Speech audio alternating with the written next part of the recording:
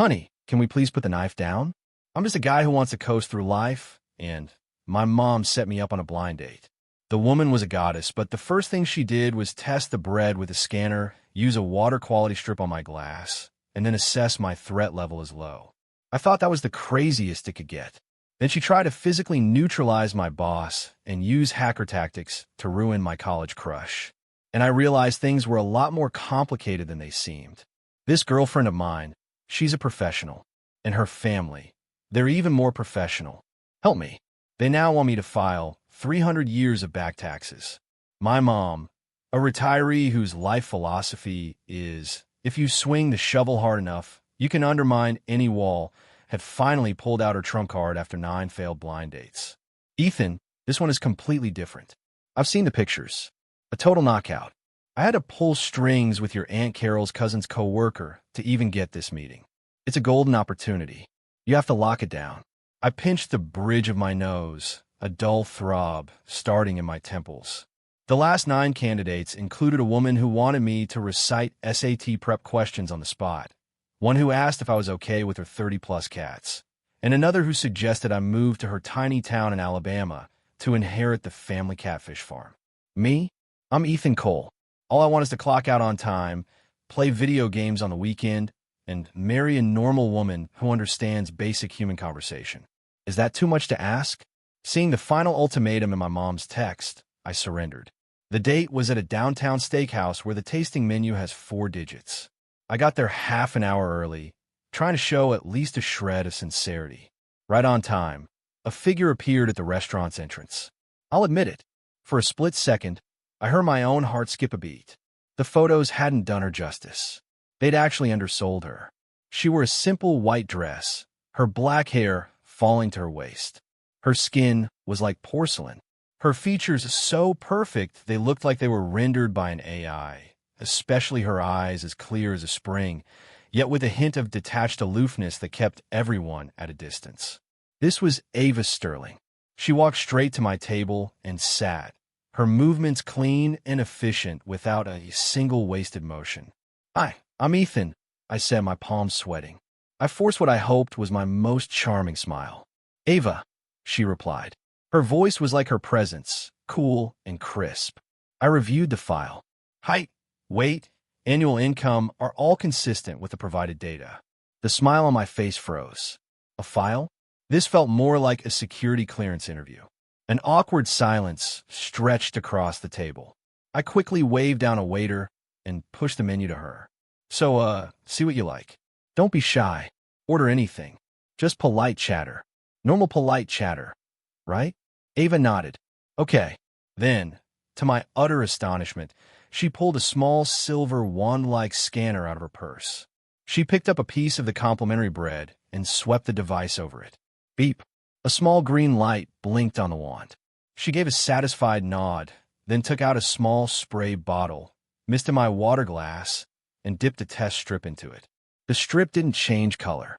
Throughout the entire process, her expression was dead serious, her movements professional, as if she were executing a high-stakes mission. Heads were already turning from nearby tables, their gazes a mix of curiosity, confusion, and the kind of pity you reserve for a public spectacle. My face flushed, the heat rising from my neck to the top of my head. So this is what social suicide feels like.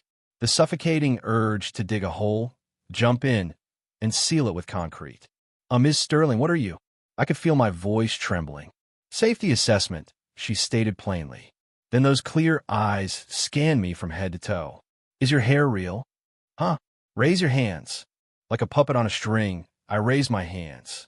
She leaned in closer, inspecting the dirt under my fingernails and even sniffing the cuff of my shirt.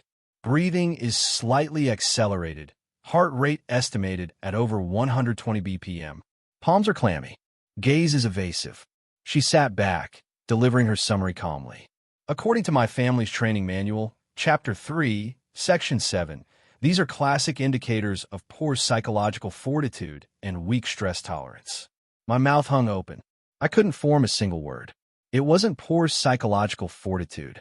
It was my entire worldview crumbling around me. Just when I thought this disastrous dinner was about to end with me having a stroke, Ava put away all her tools and offered me the first smile I'd seen since she arrived. It was like watching ice melt in the spring. Devastatingly beautiful. "Mr. Cole," she said softly, "preliminary assessment concludes your threat level to me is low. We can proceed with a trial dating period." I don't know how I agreed to a trial dating period. Maybe it was my mom's relentless follow-up calls, or maybe the lethal impact of Ava's threat level. Low smile. Either way, we were now technically boyfriend and girlfriend. The next few days were calm. She just texted me 3 times a day, morning, noon, and night, asking, "Are you still alive?" Which made me wonder if she had some kind of wellness KPI to meet. Then, on Wednesday afternoon, my corporate nightmare came alive. A project went sideways, and my direct supervisor, Mr. Henderson, threw me under the bus in front of the entire team, pinning all the blame squarely on me. And Kevin, the colleague who was actually responsible, not only denied it, but had the gall to claim I led the team in the wrong direction. I was seething. I ducked into the stairwell and called Ava, mostly just needing to vent to someone. I'm going to lose my mind. That fat idiot Henderson does nothing but sell us a bunch of empty promises. And the second something goes wrong, I'm the fall guy. And Kevin is such a two-faced corporate snake, always the first to take credit for other people's work. I unloaded all my pent-up frustration into the phone. Ava was unusually quiet on the other end. After I finished my rant, she asked in her uniquely calm voice, "This Henderson, what's his full name? And Kevin, which department?" I was so worked up, I told her without a second thought. "Understood," she said. "I'll handle it." I assumed handling it meant she'd offer a few comforting words or join me in cursing them out. I was so naive. The next day, I arrived at the office with 2 dark circles under my eyes, ready for another day of soul-crushing work. Just as I sat down at my desk, I got a text from Ava in position. Target A, Henderson, is in his private office. Target B, Kevin, is in the break room. Recommend neutralizing target of first. Lower visibility, reduced chance of detection. My brain blue screened for a solid 3 seconds. A chill shot up my spine. I snapped my head up, my eyes frantically scanning the office. Finally, behind a fire escape door, I saw half of a familiar, impossibly beautiful face. Ava was dressed in black athletic wear, her hair pulled back in a practical ponytail, her eyes as calm and focused as a professional hitman's. She even gave me an okay sign. I was losing my mind. I was officially losing my damn mind. I shot out of my chair and sprinted toward the fire escape, yanking her inside. What are you doing here?" I whispered, my voice cracking with panic. "Helping you deal with office politics," she said as if it were the most obvious thing in the world. She showed me the notes on her phone, which were brazenly titled Workplace Annoyance Neutralization Protocol. Plan A. A physical sedation stayed to look like an afternoon nap. Plan B. Engineer an electrical short to create a minor diversion, then strike. Plan C. The world went dark. I nearly passed out right there. "Ava, this is illegal. This is a go to prison for a very long time. Kind of illegal." I grabbed her shoulders, shaking her, trying to physically dislodge the terrifying thoughts from her brain. "The manual states that threats must be eliminated decisively with no loose ends," she said with a frown, genuinely puzzled by my overreaction. "Don't worry, I'm a professional. I won't leave a trace." "A professional? What?" Just then, the fire escape door creaked open. My boss, Mr. Henderson, stood there, his beer belly preceding him, a suspicious look on his face. "Ethan, what are you doing in here with a young lady during work hours?" The scene froze. I was still clutching Ava's shoulders. She was still wearing her ready-to-strike expression. How could I possibly explain this? "My girlfriend was planning to knock you out and make it look like you fell asleep at your desk." Henderson's suspicious gaze darted between us. Finally, a greasy, knowing smile spread across his face. "Well, Ethan, it's good for young people to be ambitious, but you need to pick your time and place. This is a professional environment, after all." He patted my shoulder, turned, and walked away. I had a feeling my career had just met its end, long before his life was ever in danger. My career didn't end, but my apartment did. Henderson's misunderstanding made me the office laughingstock. Everyone thought I've been trying to make a move on the new intern in the stairwell. And Ava, the real culprit, summarized the incident as, "Your supervisor is not only a threat, but also a cognitively impaired individual." Before I could argue, I got a call from my landlord. "Ethan, the wiring in the apartment above you went bad, started a fire. The sprinklers went off, and your place is completely flooded. Furniture, electronics, everything's ruined." After hanging up, I stood on the sidewalk outside my office building watching the rush hour traffic. And for the first time in my life, I felt truly homeless. Ava pulled up in her nondescript sedan. "My assessment indicates you are currently in a state of resource deprivation," she said, rolling down the window, her face expressionless. "My residence has 2 bedrooms and is classified as a maximum security location. You can move in temporarily." What could I say? For a guy whose worldly possessions were now waterlogged junk, a place to stay was a godsend. But the moment I stepped over her threshold, dragging my suitcase, I knew I had been naive once again. Her apartment was huge, decorated in a minimalist industrial style, but the air was thick with a palpable sense of danger. "Welcome to the safe house," Ava said, handing me a pair of slippers. "Before you settle in, you'll need to familiarize yourself with the security protocols." She pointed to a painting on the living room wall. "Behind that is an emergency exit leading to the adjacent building." She gestured to the couch. "Under the cushions, you'll find compressed biscuits and a first aid kit." Then she led me to my bedroom, lifted the mattress, and revealed neatly arranged gas masks, a tactical shovel, and a coil of climbing rope. "This is under your bed," she explained calmly. "Given your poor psychological fortitude, I've only installed the basic infrared alarm in the bathroom. When triggered, it emits a siren but will not activate the automated defense system. Be mindful of your movements when showering to avoid false alarms." I stood there feeling less like a new roommate and more like a recruit at a spy training camp. My daily life instantly switched from coasting to extreme survival mode. The first night, I got up to use the bathroom, forgot her instructions, and opened my door a little too quickly. The hallway erupted with a piercing alarm. In less than 3 seconds, Ava burst out of her room in her pajamas, wielding a frying pan, her eyes sharp as a hawk. When she saw it was me, she lowered the pan.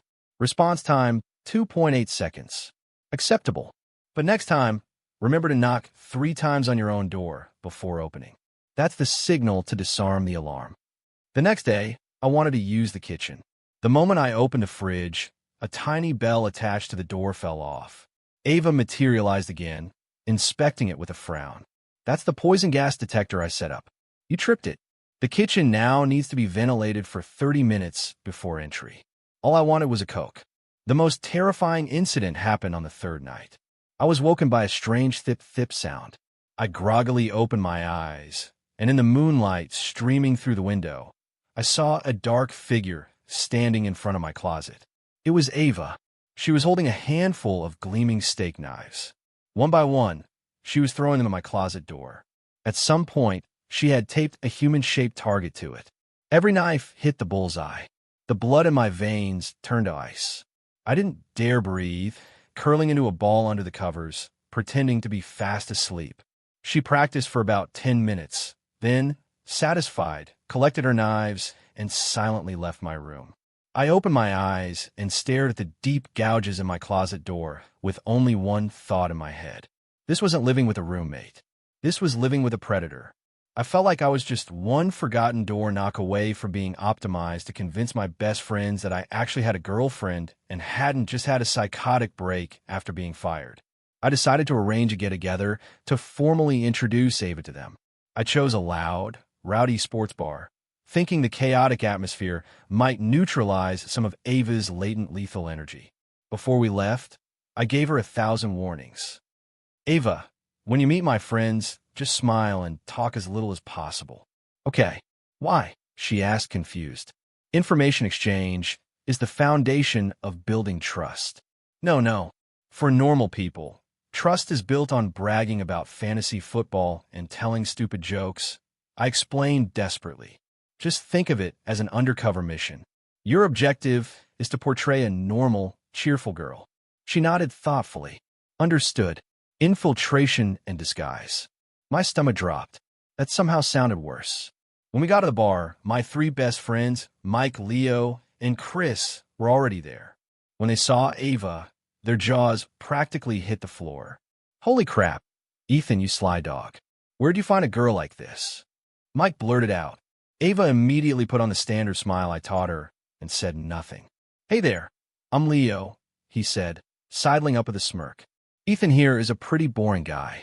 No sense of adventure. Don't let him fool you. Back in college, he used to... I kicked him under the table, cutting off his death wish. A few rounds of beers in, the guys started their usual antics, insisting they had to test my new girlfriend. Chris cleared his throat and asked with mock seriousness, So, Ava, we grew up with Ethan. We know all his flaws. Tell us, what do you even see in him? It was a softball question. All she had to do was say something like, he's sweet, or he's dependable, and we'd be in the clear. I looked at her nervously, trying to signal her with my eyes. Ava's smile didn't waver. Based on my comprehensive evaluation, Ethan possesses several key advantages. First, his social circle is limited with no potential romantic entanglements, resulting in a clean background that facilitates due diligence. Second, his physical capabilities are average, indicating a low propensity for violence and ensuring high controllability. Third, his passive personality makes him easily guidable, lowering the difficulty of establishing a dominant relational dynamic. The blare of the sports bar's TVs couldn't drown out the sudden silence at our table. The expressions on my friends' faces shifted from amused to stunned to utterly blank. Leo forgot to put the chicken wing he was holding into his mouth. I wanted to crawl under the table and die. Mike, ever the optimist, tried to salvage the situation with a nervous laugh. Haha, what a kid. Anyway, Ava, if Ethan ever gives you any trouble, you just let us know. We'll rough him up for you. Ava's expression changed instantly. It was the look she got when she was assessing a threat, calm and piercing. She looked at Mike. You're married to your high school sweetheart, currently trying for a baby. Last month, you spent $300 from your secret savings to tip an online streamer you follow, which is why your credit card bill is giving you anxiety. Do you require me to rough him up for you? The color drained from Mike's face. She then turned to Leo. You are single, maintaining ambiguous relationships with 5 different women across 3 separate dating apps, using 3 different aliases. Do you require me to rough them up for you? Leo's face turned a shade of green. Finally, she looked at Chris. Last week, you told your girlfriend you were working late, but you actually attended your ex-girlfriend's wedding and gave them a $100 gift. Do you require me to stop? Chris yelled, nearly sliding off his chair. A dead silence fell over the table. My 3 friends, who had been so cocky moments before, now sat with their heads bowed, sweating, not daring to breathe. Ava took a sip of her water, her pleasant smile returning. Just kidding, she said.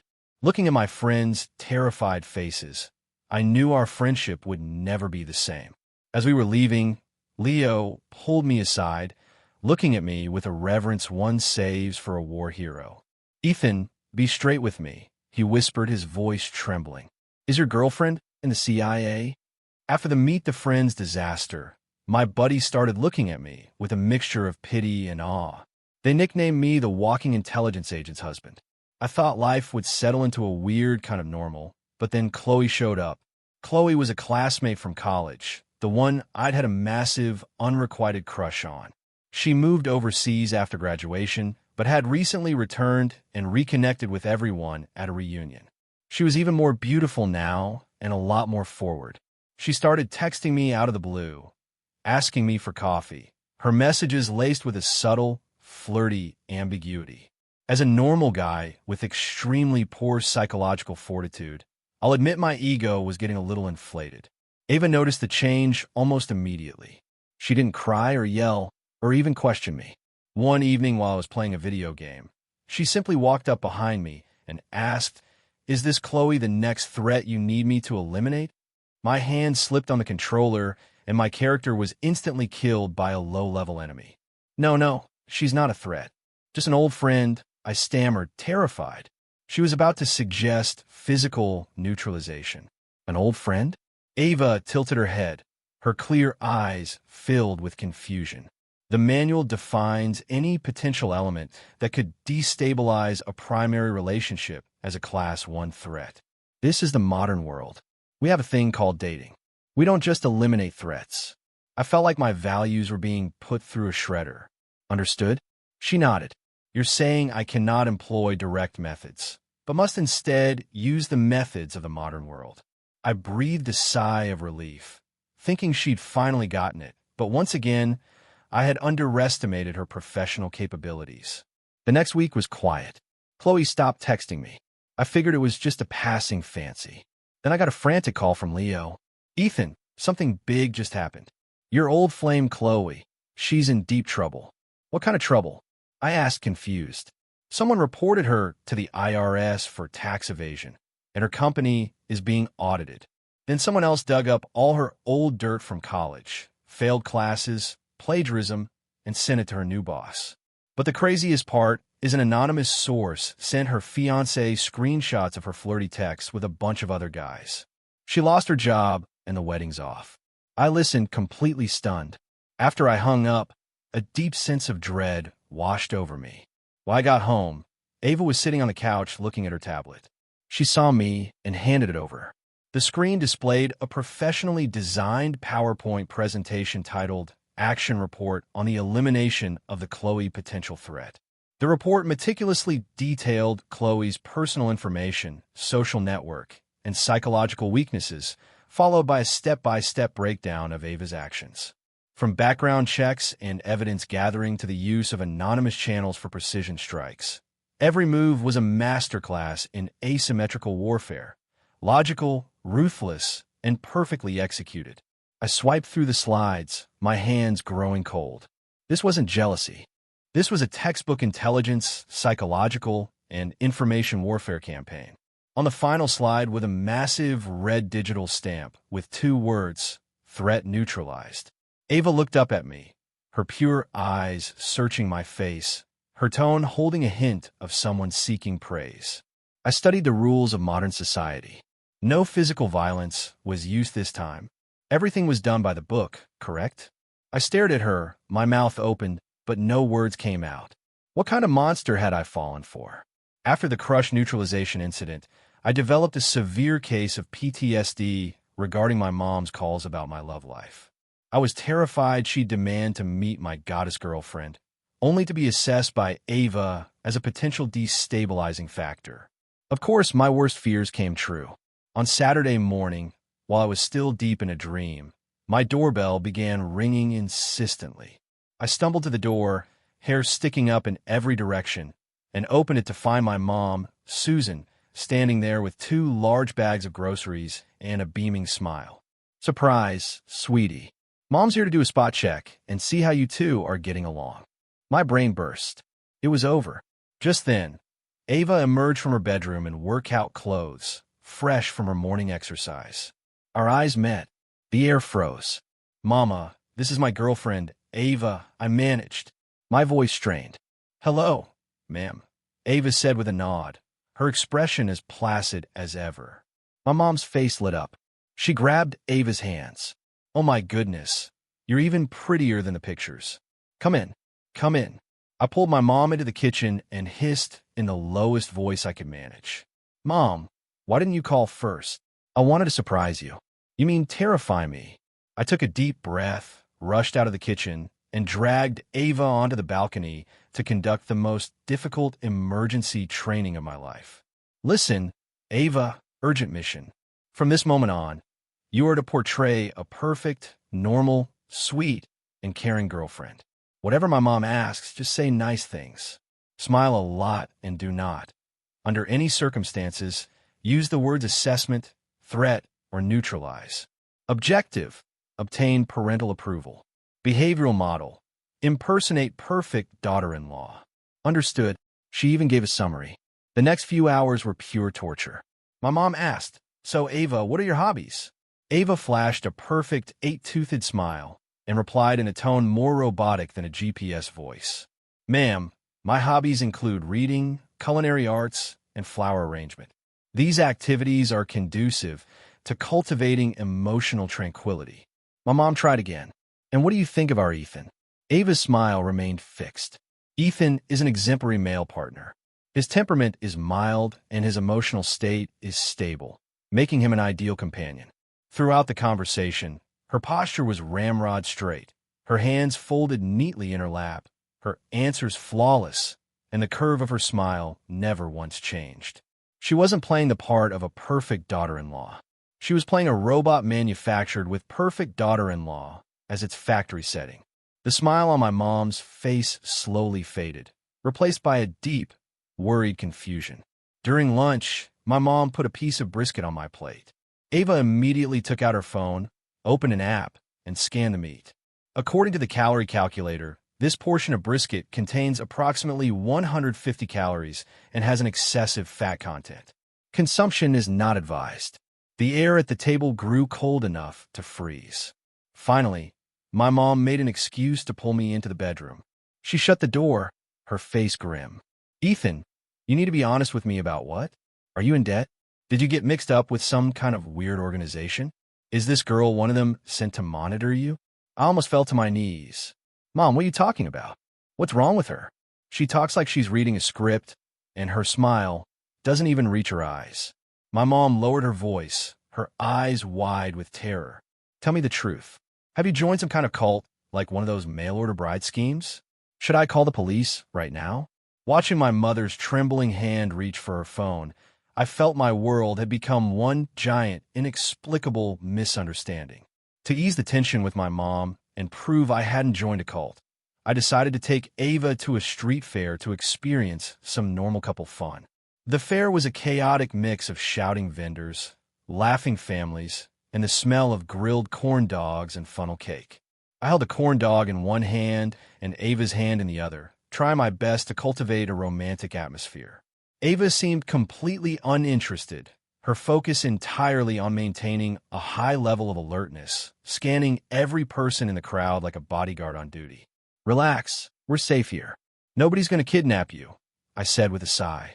The manual states that the most chaotic environments are the most prone to danger, she replied grimly. Before I could argue, trouble found us. 3 guys with brightly colored hair and sloppy clothes blocked our path. The one with yellow hair let out a low whistle, his eyes raking over Ava. Well, hello there, gorgeous. What are you doing with this loser?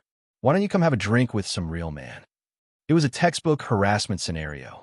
My stomach tightened. I instinctively pulled Ava behind me, ready to pull out my wallet and de-escalate. That's how a guy like me handles things. Hey guys, my girlfriend a little shy. Please don't scare her.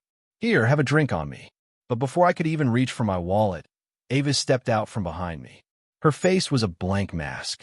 She looked at the 3 guys as if they were inanimate objects. Your actions have triggered a Class 1 personal threat. Alert, she said in her cool, clear voice. The yellow-haired guy blinked, then burst out laughing. An alert? What is this, a movie? The words were barely out of his mouth before Ava moved. She was a blur of motion. All I saw was a quick sidestep, a forward advance, and a clean, decisive arm lock. The hand yellow hair had been reaching out with was twisted sharply behind his back. A sickening crack echoed through the sudden silence, followed by his agonized scream. Before his 2 friends could even react, Ava delivered a precise knife-hand strike to the neck of one who went limp instantly. She took down the last one with a swift kick to the knee, forcing him to the ground. The entire engagement lasted less than 5 seconds. The crowd of fairgoers stared, stunned. The cheerful noise of the fair seemed to have been muted. I was stunned too, still holding my half-eaten corn dog. Was this the same normal girlfriend I was supposed to be protecting? But the real shock was yet to come. Ava planted her foot on yellow hair's back, leaned down, and spoke in a tone I had never heard before, cold, professional, and utterly terrifying. Where's your turf? Who's your shot caller? Who's your supplier? If you don't talk, I have 17 methods to make you, each one guaranteed to let you feel every last one of your nerve endings. The guy, sweating and delirious with pain, was completely broken by this barrage of interrogation jargon. He stammered out everything about his little gang. I stood there feeling like an innocent bystander who had wandered onto the set of a spy thriller. For the first time, I understood with chilling clarity that Ava's quirks weren't paranoia or role-playing. They were genuine, deeply ingrained professional skills. After dealing with the thugs, she tied them up, left them in an alley, and made an anonymous 911 call. Ava walked back to me as if nothing had happened and gently wiped an imaginary smudge of mustard from the corner of my mouth. She looked at my dumbfounded face, a hint of confusion in her clear eyes.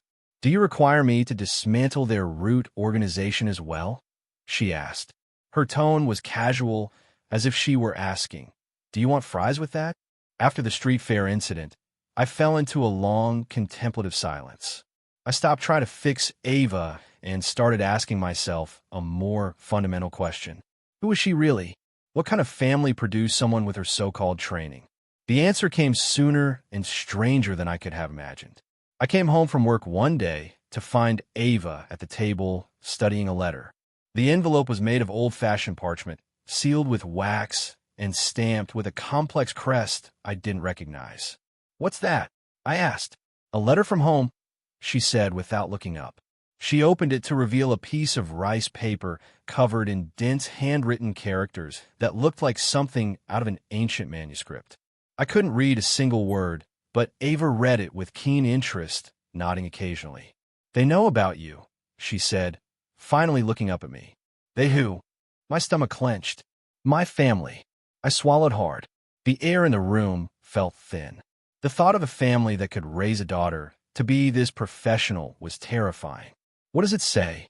I asked cautiously. Ava turned the letter toward me, pointed to a section of the strange script, and began to translate. Her voice was flat as a weather report. "Decree from the Patriarch. Our scouts report that Ava has engaged in a close association with a civilian mundane named Ethan Cole in violation of the Silent Veil Protocol. However, given her solitary deployment, this indiscretion is understandable. The aforementioned civilian is hereby summoned to the ancestral estate on the 15th of next month to undergo the ordeal of judgment." She paused, then continued. "The purpose of the ordeal is to ascertain the subject's character, cunning, and loyalty to determine if he is a viable asset or a liability requiring neutralization." A cold sweat broke out across my forehead. Patriarch, decree, scouts, ordeal, neutralize a liability. What century was this? Who still used language so theatrical and horrifying? "So, your family wants to meet me?" I felt my voice shake. "Yes," Ava confirmed. "It's a test to determine whether you get to survive." Survive? I thought I'd misheard. Ava looked at me, and for the first time, I saw a flicker of what might have been sympathy. "The family has always been highly efficient in its handling of external factors that might compromise its security," she explained. "Pass the ordeal, and you'll be accepted. Fail." She paused, searching for the right word. I held my breath, waiting for the word that would seal my fate. "What happens if I fail?" I pressed. Ava met my gaze with her incredibly serious eyes and said, enunciating each word, "The family has a very mature and humane process for personnel optimization." Coming from her, the word optimization sounded 100 times more terrifying than neutralization. In the end, I gave in, not because I was brave, but because Ava informed me that refusing the invitation would get me classified as a coward fleeing judgment. My threat level would be elevated to maximum, and the family would initiate the all-encompassing net protocol to optimize me. I did not want to experience that protocol. So, on a gray, rainy weekend, I got into Ava's car and set off on the road to my unknown fate. We drove for 5 hours, leaving the city and suburbs far behind, eventually turning onto a dirt road through the mountains that didn't exist on any map. The road was flanked by a dense, ancient forest shrouded in a mist so thick it felt like the opening scene of a horror movie. Finally, the car stopped before a massive walled compound.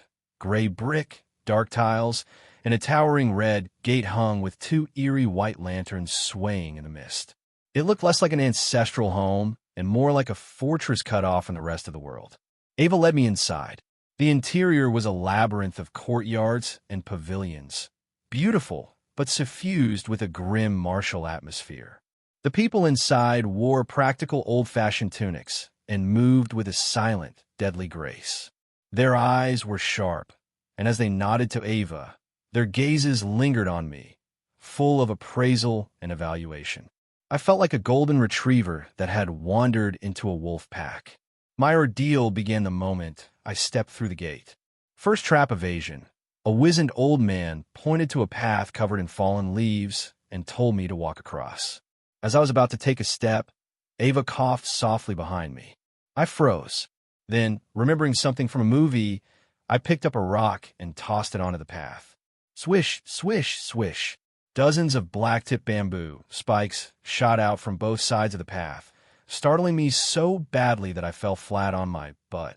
The old man's face was impassive, alertness adequate. Second lie detection.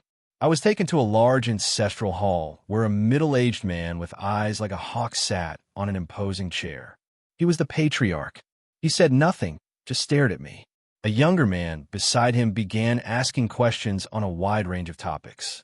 What's your monthly salary? $12,000. False. Your bank statements show your net income after taxes and deductions is $9,782.50. I was floored. They have my bank records. Are your feelings for our AVA genuine? Yes. This time my answer was firm and immediate.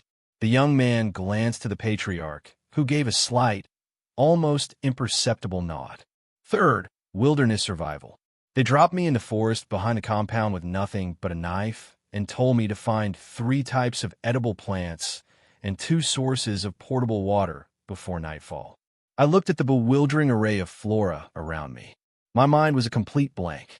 The only thing I recognized was a red and white mushroom that looked exactly like the ones from Super Mario. Just as I was about to give up, a rabbit ran full speed into a tree at my feet and dropped dead. A few minutes later, a fish literally jumped out of a stream and landed on the bank. When I returned to the compound with the rabbit and the fish, everyone stared at me like I was some kind of nature wizard. I had no idea Ava was hidden in the trees, expertly hunting for me with a high-powered slingshot. The final test was administered by the patriarch himself. He led me to his study and pointed to a portrait of an ancient general on the wall. "This is the founder of our family," he said, his voice deep and resonant. "We are descended from a private intelligence service that operated during the Revolutionary War, answering only to Washington himself. Though we now live in seclusion, we have never forgotten our purpose. I ask you, if a powerful enemy were to threaten this family, how should we respond?" I looked at my mind racing. Say, fight to the death. Too reckless. Use strategy. Too cliché. I was a modern office worker. My expertise was in slacking off and avoiding responsibility, not warfare. I took a deep breath and said in the most sincere tone I could muster, "I think we should call the cops." The study fell into a dead, profound silence. The patriarch's piercing gaze locked onto me, and I felt my life was about to end. He stared at me for a full minute, and then he let out a loud, booming laugh. "Call the cops." "Ha ha, excellent. Call the cops." I was dumbfounded. He clapped me on the shoulder, his eyes filled with genuine admiration. "In 300 years, you're the first person to think of using the authorities to solve our problems. Such a novel approach, unbound by tradition, leveraging external forces. You are the catalyst for change this family needs." Me, Ethan Cole, had just passed a deadly trial by suggesting they call 911. I, Ethan Cole, a perfectly average guy who just wanted to coast, was now considered a visionary genius by the Sterling family. All because I suggested calling the police. This world was completely insane. My status instantly rocketed from liability, pending optimization, to prospective son-in-law and special consultant on modern affairs. After the ordeal, the patriarch held a celebratory dinner.